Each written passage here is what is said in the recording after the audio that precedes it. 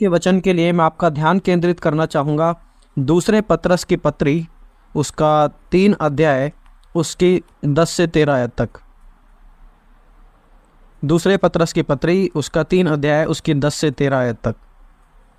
2 Peter chapter 3 versus 10 to 13। मैं आपके लिए पढ़ देता हूँ।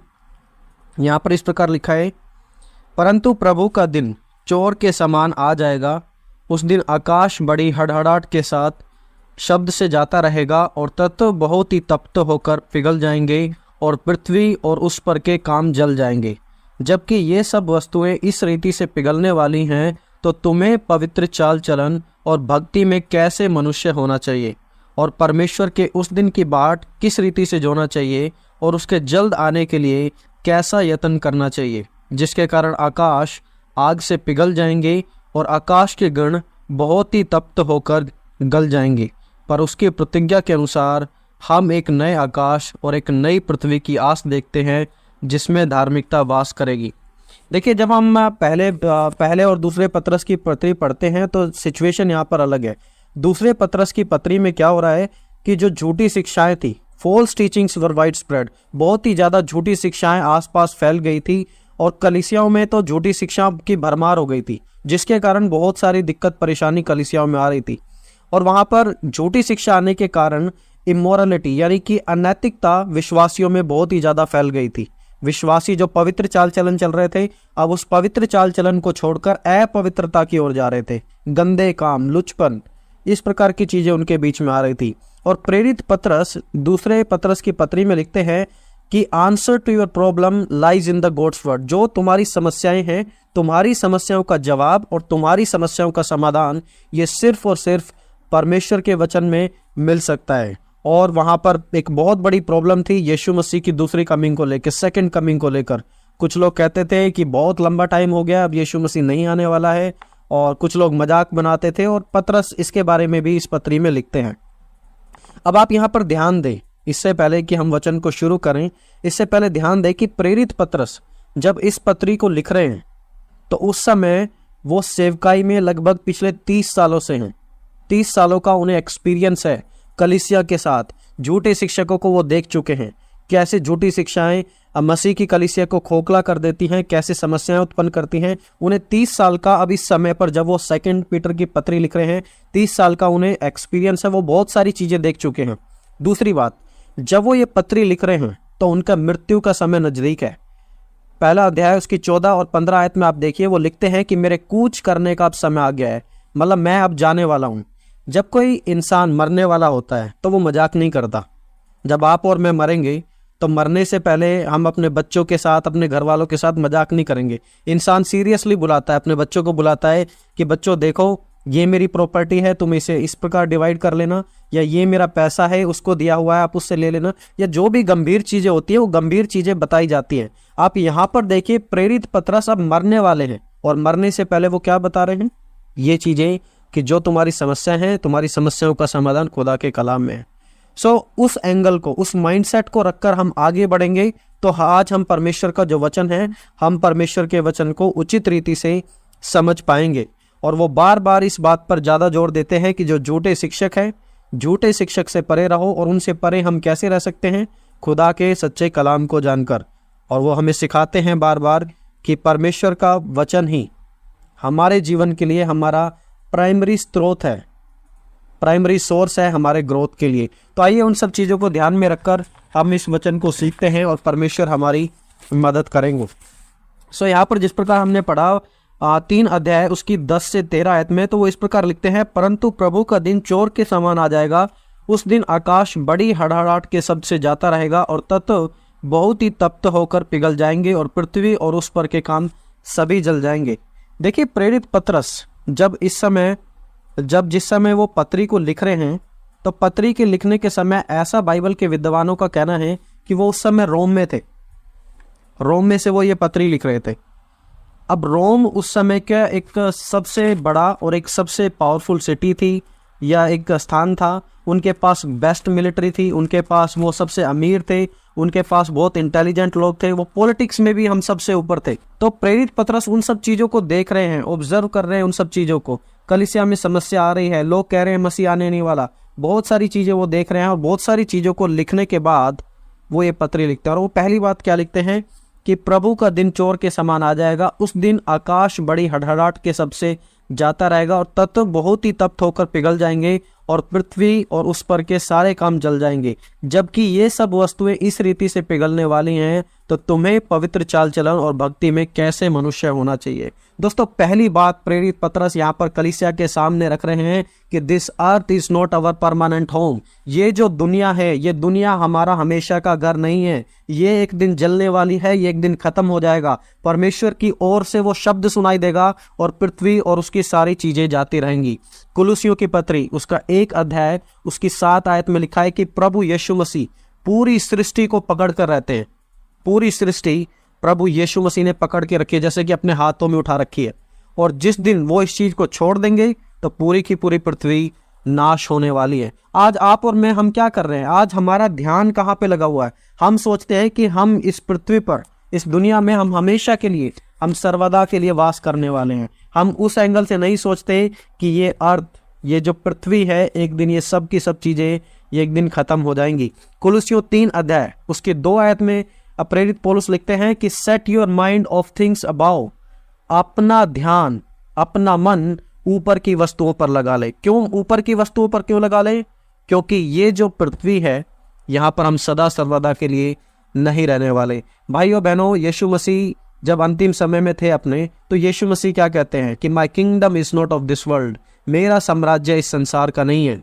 अगर मेरा होता तो मेरे लोग भी आकर लड़ते, लेकिन मेरा साम्राज्य यहाँ पे नहीं है। भाइयों बहनों, आज हमें इस चीज को समझने की जरूरत है कि जब हम पृथ्वी पर रह रहे हैं तो पृथ्वी से और यहाँ की वस्तुओं से हम कितना प्रेम कर रहे हैं, कितना मोहब्बत कर रहे हैं। क्या हम इस चीज को जान पा रहे हैं? हम इस चीज को समझ पा रहे हैं कि यहाँ पर हम सदा सर्वदा के लिए नहीं रहने वाले। हम अपनी जिंदगी यहाँ पर ऐसे बिता रहे हैं आज कि जैसे हम यहाँ सदा सर्वदा के लिए राज्य करेंगे, लेकिन ऐसा नहीं है। वचन कहता है कि ये सब चीजें एक दिन जाने वाली हैं। This earth is not our permanent home. ये जो दुनिया है, ये दुनिया हमारा हमेशा का घर नहीं है। यहाँ पर नोटिस कीजिए आप 10 और 11 आयत में जब वो कहते हैं कि ये सब चीजें पिघल जाएंगी। चीजें पिघलती किससे हैं? या तो धूप जब ज्यादा पड़ती है, जब चीजें पिघलने लगती हैं, या फिर जब गर्मी होती है, आग होती है, आग के कारण चीजें पिघलने लगती हैं। तो देखिए, पुराने नियम में मीका नबी की किताब उसका 4 अध्याय उसकी 1 आयत में लिखा है the day of the Lord is coming like a oven, burning oven. जिस प्रकार एक चूल्हा जलता है, जलते हुए चूल्हे के समान ही परमेश्वर का वो दिन आने वाला है। और उस दिन हर एक ब्रांच, उस दिन हर एक टहनी, हर एक जड़ कंप्लीटली जला दी जाएगी। ये चीजें परमेश्वर का वचन हमें पुराने नियम में भी वार्निंग देता आ रहा था। और प्रेरित पतरस इसी चीज को याद करते हैं कि पहले से ये चीजें बताई गई हैं, लेकिन मेरे मरने से पहले, मैं अपने मरने से पहले आपको फिर दोबारा, मेरे लोगों जो मसीह में मेरी कलीसिया है, मैं आपको यही याद दिलाना चाहूँगा कि this earth is not our permanent home. ये जो पृथ्वी है, ये पृथ्वी हमारे सदा सर्वदा का घर नहीं है। आज हम पृथ्वी पर कैसा मन लगा रहे हैं? आज हम किन चीज़ों को पढ़ रहे हैं? किन चीज़ों के पीछे हम पड़े हैं? क्या हम ऐसा बिहेव कर रहे हैं? हमारे जीवन से ऐसा बिहेव हो रहा है कि हम अपने जीवन के द्वारा दिखा रहे हो कि हम तो यहाँ पर हमेशा के लिए आए हैं, हम यहाँ पर हमेशा के लिए रहेंगे। आज हमें अपने जीवन को चेक करने की जरूरत है। प्रेरित पतरस अपनी मौत से पहले बड़ी गंभीरता से लिखते हैं। मैं नहीं मानता कि मरने से पहले कोई मजाक करता है, और मरने से पहले वो इस चीज को लिख रहे हैं, बड़ी सीरियस बात लिख रहे हैं। प्रेरित पौलुस भी जब वो मरते हैं, मरने से पहले तिमुथियुस को पत्री लिखते हैं और वो कहते हैं कि देख, मेरा तो समय आ गया है, लेकिन तिमुथियुस, जो तुझे जरूरत है वो खुदा के वचन में है। वो लिखते हैं कि परमेश्वर का वचन परमेश्वर की प्रेरणा से रचा गया है, सिखाने के लिए, करेक्ट करने के लिए, लाभदायक है, उपदेश देने के लिए। तो वो सभी लोग परमेश्वर में विश्वास के लिए बड़े स्थिर थे और जानते थे कि हम यहाँ पर सदा सर्वदा के लिए हमेशा नहीं रहने वाले। आइए 11 आयत को देखते हैं एक बार। 11 आयत में लिखते हैं कि जबकि ये सब वस्तुएं इस रीति से पिघलने वाली हैं, तो तुम्हें पवित्र चाल चलन और भक्ति में कैसे मनुष्य होना चाहिए, और परमेश्वर के उस दिन की बाट किस रीति से जोना चाहिए, और उसके जल्द आने के लिए कैसा यत्न करना चाहिए, जिसके कारण आकाश आग से पिघल जाएंगे और आकाश के गण बहुत ही तपत होकर गल जाएंगे। दूसरी चीज दोस्तों, यहाँ पर हम देखते हैं कि वो बात कर रहे हैं कि पहली चीज तो वो कह रहे हैं कि ये जो पृथ्वी है, ये हमेशा के लिए हमारा घर नहीं है। उसके साथ ही साथ वो बता रहे हैं कि हम एक दूसरी मंजिल पर जाने वाले हैं। We are headed to a different destination, एक दूसरी हमारी मंजिल है। वो मंजिल यहाँ की नहीं है, वो मंजिल आने वाले समय में है, जहाँ पर हम सिर्फ पवित्रता के साथ परमेश्वर के पास पहुँच जाएंगे। देखिए, दूसरे कुरिन्थियों की किताब उसका 5 अध्याय उसकी पहली आयत में प्रेरित पौलुस लिखते हैं कि हमें पता है, for we know that if tent that our earthly home is destroyed we have a building from God. जबकि हम जानते हैं कि हमारा जो टेंट जो पृथ्वी पर है वो नाश कर दिया जाएगा, कोई चिंता की बात नहीं, हमारे पास एक दूसरी बिल्डिंग है जो परमेश्वर की तरफ से हमें दी जाती है। यीशु मसीह ने क्या कहा? यीशु मसीह ने कहा कि मैं जाता हूँ, मैं जाकर तुम्हारे लिए एक स्थान तैयार करता हूँ, जहाँ मैं हूँ वहाँ तुम भी रहोगे। और फिलिपियों 3 अध्याय उसकी 20 और 21 आयत में प्रेरित पौलुस कहते हैं कि our citizenship is in heaven, हमारी जो नागरिकता है, हम स्वर्ग के वासी हैं, हम वहाँ जाने वाले हैं। पृथ्वी पर हम सदा सर्वदा के लिए नहीं रहने वाले, हमारी मंजिल एक दूसरी मंजिल है। और इसीलिए वो इस पत्री को लिखकर विश्वासियों को याद दिलाते हैं, विश्वासियों को बताते हैं कि देखो परमेश्वर का दिन आने वाला है, हम सदा सर्वदा के लिए यहाँ पर नहीं रहेंगे, हम उस स्थान पर जा रहे हैं। और जैसे मैंने आपको पहले भी बताया था कि इस पत्री में जब प्रेरित पतरस लिखते हैं तो उस समय वहाँ पर बहुत सारी झूठी शिक्षाएं थी। एक दिन मैं सोच रहा था कि बाइबल बार बार झूठी शिक्षाओं के बारे में ऐसा क्यों लिखती है। आखिरकार लोग एक दूसरे से, उनकी बातें कहीं ना कहीं अलग तो होती हैं, लेकिन झूठी शिक्षाओं के ऊपर बातें इतनी सारी क्यों की गई है बाइबल में। तो मुझे पता लगा, जैसे चूहा मारने की दवाई होती है, चूहा समझते हैं आप, रैट, चूहा मारने की जो दवाई होती है, चूहा मारने की दवाई में 95% चीज़ें खाने की चीज़ें होती हैं, 95% चीज़ें उसमें खाने की है और उसमें 5% ही जहर मिलाया जाता है। तो चूहा जब आता है तो चूहे को लगता है सूंघने के द्वारा ये तो खाने की चीज़ है, मैं इसे खा लेता हूँ, और चूहा उसे खाता है और जाकर मर जाता है। तो जो 95% जो अच्छी भली चीज़ें उसको लगती हैं, वो भली चीज़ें उसको नहीं बचा पा रही हैं, लेकिन जो 5% बुराई है, जो 5% पाप है, जो 5% जहर उसके अंदर आ गया है, वो 5% उसको मारने का कारण बन जाता है। दोस्तों, ऐसा ही ये झूठी शिक्षाएं जो आज हमारे चारों तरफ फैलती हैं, हमारे चारों तरफ फैल रही हैं, ऐसे ही यही डैमेज ये शिक्षाएं भी आपके और मेरे जीवन में करती हैं। और इसलिए बाइबल में बार बार इन चीज़ों के बारे में बताया गया है कि इन चीज़ों से परे रहो और इस बात को जान लो कि हमारी जो मंजिल है, हमारी मंजिल यहाँ पर नहीं है, हमारी मंजिल परमेश्वर के पास है। 10वीं आयत पर एक बार फिर से फोकस करना चाहूँगा। परंतु प्रभु का दिन चोर के समान आ जाएगा, उस दिन आकाश बड़ी हड़ाहट के शब्द से जाता रहेगा और तत्व बहुत ही तप्त होकर पिघल जाएंगे और पृथ्वी पर और उसके सारे काम जल जाएंगे। जब हम इस पूरी पत्री का निचोड़ निकालते हैं, पूरी पत्री का जब हम निचोड़ निकालते हैं, पहले अध्याय में से, दूसरे अध्याय में से, तो प्रेरित पतरस यहाँ पर इस बात को क्लियर करते हैं कि परमेश्वर का जो वचन है, परमेश्वर का वचन हमारा कंपास है। यानी कि जब हम डायरेक्शन को देखते हैं तो हम उसका इस्तेमाल करते हैं। जब हम खो जाते हैं तो कंपास हमें बताएगा कि हम नॉर्थ में हैं, हम साउथ में हैं, हम आखिरकार कहाँ पर हैं। तो इसी प्रकार प्रेरित पतरस इस पत्री में हमें बताते हैं कि जो परमेश्वर का वचन है वो हमें डायरेक्शन दिखाने के लिए इनफ है। जब हम खो जाए, जब हम कंफ्यूज हो, तो हमें कहाँ आना है? हमें परमेश्वर के वचन के पास आना है। और इसमें लिखा है कि हम एक नई पृथ्वी और एक नई आकाश की उम्मीद करते हैं, उसकी बाट जोते हैं कि जहाँ पर धार्मिकता वास करेगी। और ये देखिए, ये जो आयत है 10, 11, 12 और 13, ये सभी चीज़ें कनेक्ट हो रही हैं 14 आयत में। इसलिए हे प्रियो, जबकि तुम इन बातों की आस देखते हो तो यत्न करो कि तुम शांति से उसके सामने निष्कलंक और निर्दोष ठहरो। वहां पर लिखा है यत्न करो, पूरी की पूरी कोशिश करो, अपनी तरफ से पूरी कोशिश करो अपने आप को यीशु मसीह के सामने निष्कलंक ठहराने की, ताकि जब वो मसीहा आए, जब वो दूल्हा आए, तो वो दुल्हन तैयार मिल सके। आज यदि यीशु मसीह आते हैं तो क्या आप और मैं तैयार मिलेंगे? हम क्या हमारे जीवन में वो तैयारी है, या हम यहीं पर रह जाएंगे, हम छूट जाएंगे? क्या हम उन 5 जो कुंवारियां थी, जो बुद्धिमान थी, उनके समान तैयारी कर रहे हैं, या फिर जो 5 मूर्ख थी उन 5 के समान कर रहे हैं? कई बार हम पाप को इतना लाइटली लेते हैं, बहुत ज़्यादा हम लाइटली लेते हैं। जैसे कि मान लीजिए ये मेरे पास एक ग्लास है, इस ग्लास में पानी है, इसमें मैं 1 बूंद जहर की डाल दूंगा, जहर की 1 बूंद डालकर उसको मिला दूंगा, तो क्या आप इस पानी को पिएंगे? मैं आपको कहता हूँ याकूब भाई आप इस पानी को पिए, याकूब भाई पिएंगे आप इस पानी को? इसमें तो एक एक ही बूंद जहर की है, इसमें ज़्यादा नहीं है, सिर्फ एक है। मैं इसमें थोड़ा सा अच्छा पानी डाल दूंगा, इसमें कोका कोला मिला देता हूँ थोड़ी, तब आप पियेंगे? नहीं, क्योंकि जहर उसके अंदर अब भी है, जहरीला ये अभी भी है। ऐसे ही होता है जब हम बात करते हैं कि हम अपनी भलाई के द्वारा, अपने भले कामों के द्वारा इन चीज़ों को डालकर हम परमेश्वर तक पहुंचने की कोशिश करेंगे, दोस्तों वो चीज़ कभी संभव नहीं होने वाली है, वो चीज़ कभी भी संभव नहीं होने वाली है। और इसीलिए परमेश्वर के वचन का प्रॉपर ज्ञान होना, परमेश्वर के वचन की नॉलेज होनी बड़ी ज़रूरी है। अब यहाँ पर बात की जा रही थी यीशु मसीह के दूसरे आगमन को लेकर कि देखो वो तो आएगा ही नहीं।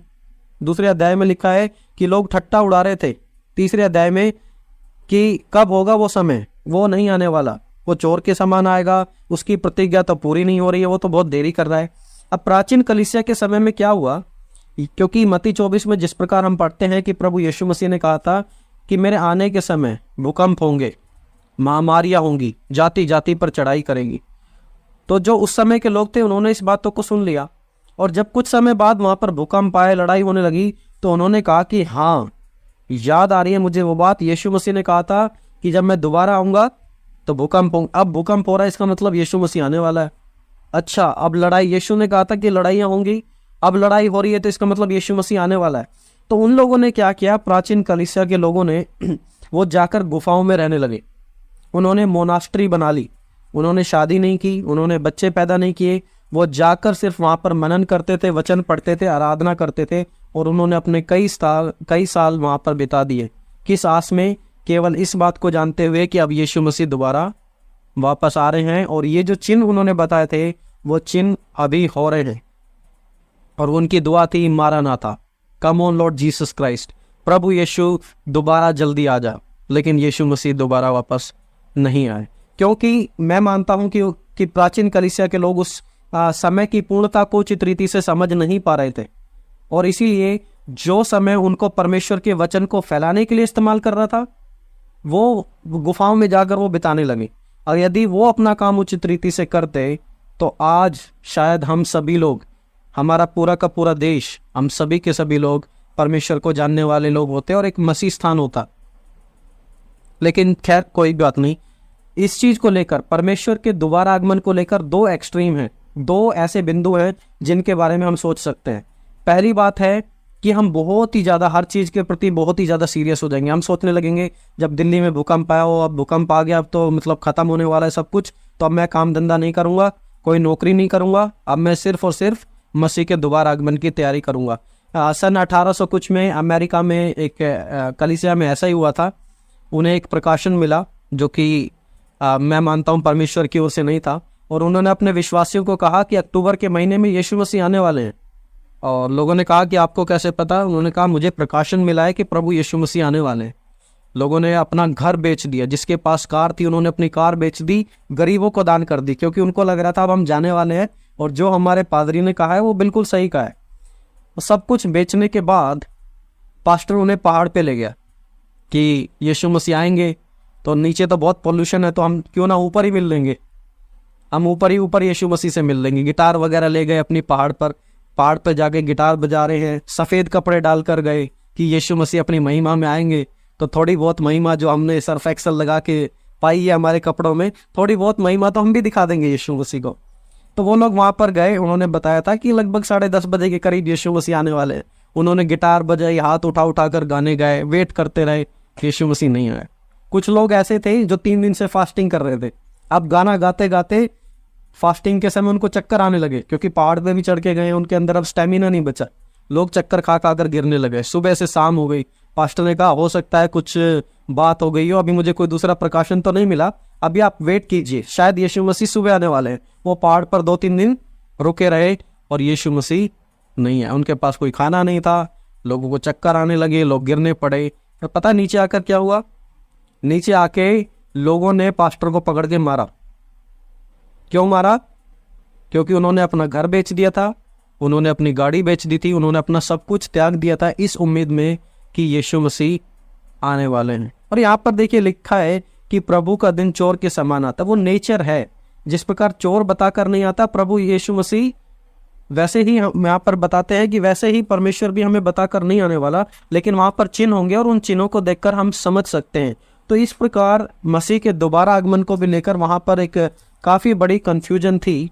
लोग मसीह के दोबारा आगमन को लेकर काफ़ी कंफ्यूज हो रहे थे और उसके प्रति वो हमें चेताते हैं, हमें बताते हैं कि जो परमेश्वर का वचन है, परमेश्वर का वचन ही हमारा सही मार्गदर्शन करा सकता है और इसीलिए हमें परमेश्वर के वचन में ही फोकस रहकर चलना चाहिए। भाइयों बहनों, आज मैं आपसे पूछता हूँ कि आपकी और मेरी ज़िंदगी कैसी है? आज हम पृथ्वी पर क्या सोच रहे हैं?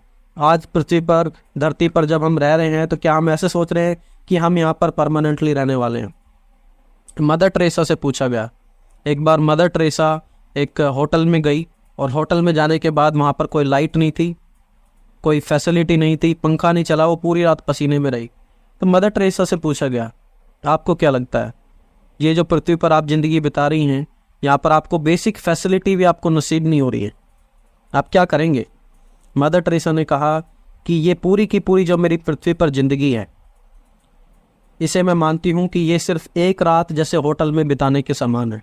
आज रात में होटल में अपना समय बिताऊंगी और अगले दिन मैं दूसरे स्थान पर चली जाऊंगी। आज मेरे पास बिजली नहीं है, आज मुझे हवा नहीं लग रही, लेकिन कोई बात नहीं, मैं कल उस परमेश्वर के साथ ज़रूर मिलने वाली हूँ। दोस्तों, वो विश्वास, वो फेथ क्या आज हमारे अंदर है? चेक करें अपनी ज़िंदगी को। क्या आज हम उस बात को लेकर जी रहे हैं कि ये धरती हमारा घर नहीं है? This world is not my home, I am here just passing through, my treasures are laid up somewhere beyond the blue. ये दुनिया मेरा घर नहीं है, मैं यहाँ पर सिर्फ एक यात्री हूँ, यहाँ पर सिर्फ एक यात्रा कर रहा हूँ और मेरा जो धन है, मेरा जो खजाना है, वो ये जो नीला आसमान दिख रहा है इसके पार है। क्या आज हम उस बात को लेकर, उस ईमान को लेकर आगे बढ़ रहे हैं? चेक करिए अपनी ज़िंदगी को। पवित्र आत्मा आपकी और मेरी मदद करेगा कि हम अपना मन पृथ्वी की चीज़ों पर ना लगाएं। पहले यूहन्ना की किताब में प्रेरित यूहन्ना लिखते हैं, क्योंकि दुनिया और दुनिया की अभिलाषाएं मिट जाएंगी। This is all going away, सब कुछ हटने वाला है, सब कुछ खत्म होने वाला है, यहाँ पर हमारा कुछ भी नहीं है। तो दूसरी चीज़ हम यहाँ पर देख रहे थे कि हम सभी की एक दूसरी मंजिल है, हम सभी की एक दूसरी मंजिल है। आज हम सभी लोग, कोई पंजाब से, कोई हरियाणा से, हम सभी अलग अलग स्थान से हैं, लेकिन हम सभी की एक अलग मंजिल है। जब मैं और भाई याकूब, हम एक बाइबल कॉलेज में पढ़ रहे थे, याकूब भाई मेरे से 1 साल सीनियर थे और हमारा जो कमरा था, हमारा कमरा आगे पीछे था, 4th फ्लोर पे, याकूब भाई को शायद याद होगा। और जब हमारा ग्रेजुएशन का समय आता था, 4 साल हम वहाँ पर बिताते और परमेश्वर के वचन का अध्ययन करते। और 4 साल बिताने के बाद जब वो समय आता जाने का कि हम सब ग्रेजुएट हो गए हैं, हम अपने घरों में जाएंगे, कलीसियाओं में जाएंगे, सेवकाई करेंगे, तो ऐसा लगता था कि जैसे लाइफ में एक बहुत बड़ी बदलावट आने वाली है। हम इस स्थान से बंध गए हैं। हालांकि हमें पता होता था कि हम यहाँ पढ़ने के लिए आए और पढ़ने के बाद हम दोबारा वापस जाने वाले हैं और कलीसिया स्थापित करेंगे, प्रचार करेंगे, प्रभु का काम करेंगे। लेकिन फिर भी कहीं ना कहीं उस माहौल से, उन सब चीज़ों से हमारी लगन हो जाती थी। हालांकि हम इन चीज़ों को जानते थे, हम यहाँ से जाने वाले हैं, लेकिन फिर भी वो लगन हमारे अंदर रहती थी। भाइयों बहनों, समझिए इस चीज़ को कि हमारी जो मंजिल है, हमारी जो मंजिल कहाँ है? हमारी मंजिल परमेश्वर के पास है। वो परमेश्वर जो कहता है कि मैं आ रहा हूँ और मैं आपके लिए एक स्थान तैयार करूँगा। और तीसरी चीज़ यहाँ पर जो हमने सीखी वो है कि परमेश्वर का जो वचन है, परमेश्वर का वचन हमारी गाइडिंग लाइट है। यशायाह नबी लिखते हैं कि घास तो सूख जाती है, फूल मुरझा जाता है, लेकिन परमेश्वर का वचन, यहोवा का वचन सदैव अटल रहता है। नीति वचन, आई थिंक 13 अध्याय उसकी 13 आयत में लिखा है कि जो वचन को तुच्छ जानता है वो नाश हो जाता है, लेकिन आज्ञा के डरवैयों के ऊपर परमेश्वर की करुणा होती है। भाइयों बहनों, आज जब हम अंतिम समय में हैं, जब हम अपने जीवन को प्रिपेयर कर रहे हैं, अपने जीवन की हम गाने गा रहे हैं कि यीशु मसीह आने वाला है, यीशु मसीह आने वाला है, हम वो चरवाहा है हमारा, हम उसकी भेड़ें हैं, तो क्या वो चीज़ हमारे जीवन से झलक रही है? क्या वो चीज़ हमारे जीवन से दिख रही है कि हाँ वो आने वाला है और मैं उसकी तैयारी में हूँ? क्या वो चीज़ हमारे जीवन से दिख रही है? यदि नहीं दिख रही है तो आज हम एक बहुत ही डेंजरस स्थान पर हैं, एक बहुत ही भयानक स्थान पर हैं, जहाँ पर बहुत सी समस्याओं का आना जहाँ पर नॉर्मल सी बात होगी। इसलिए आइए, जब आज हम परमेश्वर के वचन को सीखते हैं तो हम इस बात को जानकर उत्साहित हों कि हाँ, मसीह यीशु एक दिन आने वाले हैं, लेकिन उससे पहले परमेश्वर चाहते हैं कि हम इस पृथ्वी पर की चीज़ों से अपना मन हटा लें, जान लें कि ये दुनिया हमारा घर नहीं है, हम एक दूसरे स्थान जाने वाले हैं। और परमेश्वर का जो वचन है, परमेश्वर का वचन हमारी हर एक ज़रूरत को पूरा करता है, हमें मार्गदर्शन दिखाता है। देखिए, जब सेकेंड वर्ल्ड वार हुआ, जब दूसरा विश्व युद्ध हुआ, दूसरे विश्व युद्ध के दौरान बहुत सारे मसीहों को भी ताड़ना दी गई, लोगों को परेशान किया गया। और एक स्थान पर जहाँ पर बहुत से मसीहों को उठाकर एक जेल में डाल दिया। और ये जो जेल थी ये आइलैंड में थी, यानी कि बीच में एक द्वीप है और द्वीप के चारों ओर पानी है और बीच में जेल है। इन लोगों को पता नहीं कि इन्हें जेल में कहाँ डाला गया। तो कुछ लोगों ने प्लान किया कि हम यहाँ से निकलकर भागेंगे, जब रात हो जाएगी तो हम रात को यहाँ से निकलकर भागेंगे। उन्होंने कहा कि उससे पहले तो हम प्रार्थना करते हैं, अगर क्योंकि हम फंस गए तो मार दिया जाएगा हमें, तो हम क्या करें। तो एक मसीह भाई थे जो उठकर जाते हैं टॉयलेट में। वो टॉयलेट में गए और टॉयलेट में जाकर वो देखते हैं, बहाने से जाते हैं और टॉयलेट में देखते हैं कि जो बाइबल उनके हाथ में थी, सैनिकों के हाथ में, और वो बाइबल को एज ए टॉयलेट पेपर इस्तेमाल कर रहे थे। टॉयलेट पेपर की तरह बाइबल के पेज को फाड़कर इस्तेमाल कर रहे थे। और ये भाई वहाँ पर जाते हैं टॉयलेट के बहाने से और ये वहाँ पर देखते हैं कि परमेश्वर के वचन को टॉयलेट पेपर की तरह इस्तेमाल किया जा रहा है। लेकिन फिर भी क्योंकि वो वचन को पढ़ना चाहते थे, जानना चाहते थे कि आखिरकार परमेश्वर का वचन हमसे क्या बात करता है, तो वो उस वचन को उठाकर, उस पेज को उठाकर जिसके ऊपर टॉयलेट लगा हुआ था, उसको उठाकर रूम में ले गए और वहाँ जाकर पढ़ने लग गए। और वहाँ जाकर जब उस वचन को पढ़ते हैं तो उसमें रोमियो 8 उसका 28 था कि जो लोग परमेश्वर से मोहब्बत करते हैं उनके लिए सारी बातें मिलकर भलाई को उत्पन्न करती हैं।